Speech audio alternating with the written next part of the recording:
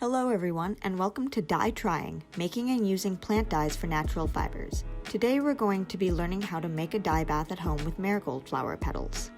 We'll be dyeing some bleached cotton fabric and embroidery floss and some pieces of unbleached wool. We will also be using some mordants, which are natural metal salts that help bind the color to the fiber and can also change the color of the dye, allowing us a wider range of shade possibilities. The mordants we'll be trying today are alum and iron. The dyes will only take to natural fibers like cotton, wool, linen, and silk, so you want to make sure whatever you're choosing to dye is at least 50% natural, but 100% is ideal for best color results. Marigold petals naturally make a deep yellow color and can be used fresh or dry, full heads, or just petals. You can also use the leaves. Using different parts of the plant, fresh or dry, will achieve slightly different color results. Experimenting is highly encouraged. Once you have your dye material and fibers gathered, it's time to get your equipment. For a stovetop dye bath, you'll need a stainless steel pot that is not used for food cooking. You can also make a double boiler by using a large glass bowl or large jar sitting in a pot of boiling water. Other pieces of equipment you'll need are a scale that goes to 1/10 of a gram, a bowl or something to sit on the scale that holds the dyestuffs or fibers when weighing, non-reactive tongs, spoons, bowls, or containers, a strainer for plant material.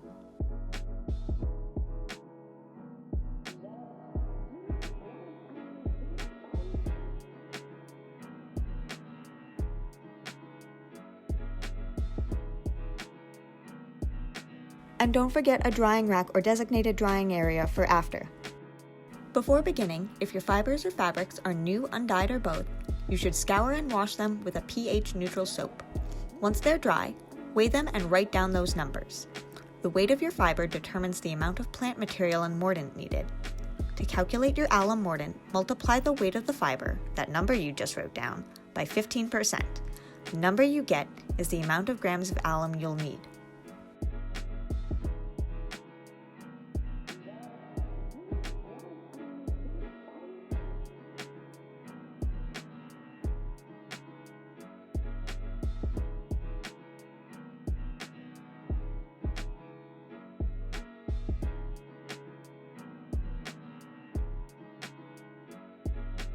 Next, take your dye material and weigh out the same amount as your fiber. Different plants work better at different weight ratios, so it's good to research first and see if you can get away with using less than equal ratios or not to save some plant material. Today, however, we're sticking with equal weights. And remember, fresh weighs more than dry, so the amount needed may look like less. After weighing your plant materials, heat a pot of water on the stove to a simmer and then add your plant materials to it. You only need a pot big enough for your fibers, so if yours is smaller than this one, that's fine. It only needs enough water to cover the plant material. You can also make a big tea bag out of pantyhose to steep and avoid straining out hot, wet plant material at the end. Let the dye steep at a simmer for at least 45 minutes. Next, we're going to pre-mordant our fibers while the dye steeps by soaking them in hot water with the alum mordant for 45 minutes to an hour in a non-reactive container. You can skip this step and do it all in one pot with the dye if you want as well. The amount of water used doesn't matter as long as the fibers are completely submerged.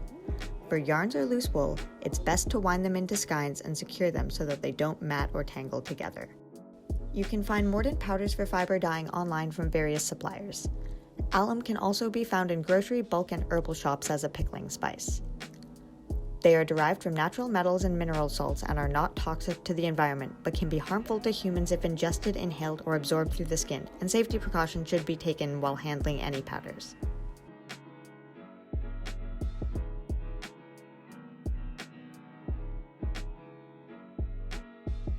After steeping, strain out the plant material or remove your makeshift tea bag.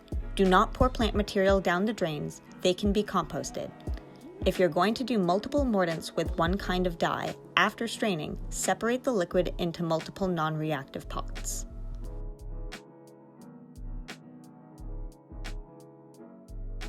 Now that the dye has been separated into 2 pots, the fibers are ready to be dyed.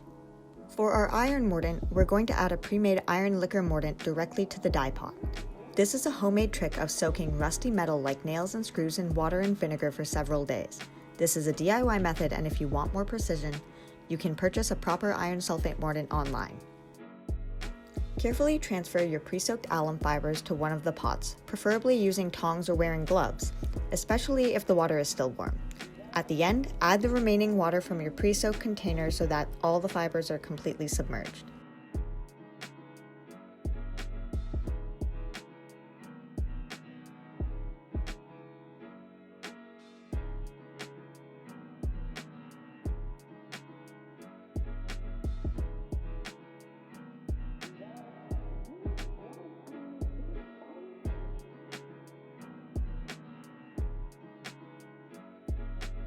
If you want to try an iron liquor mordant, you can add that to your pot now.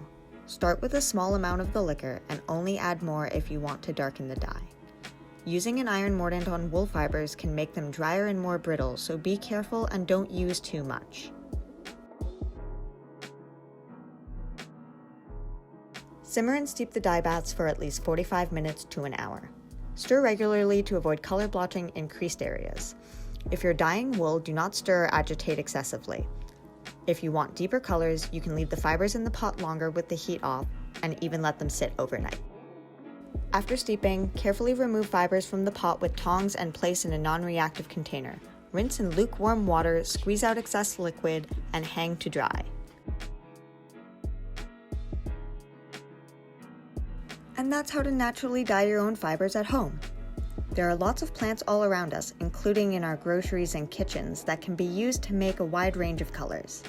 Check online or at your local library for more information on what plants in your community hold the secret joys of natural dyes. And make sure to follow me on Instagram in the link posted below for more botanical crafts.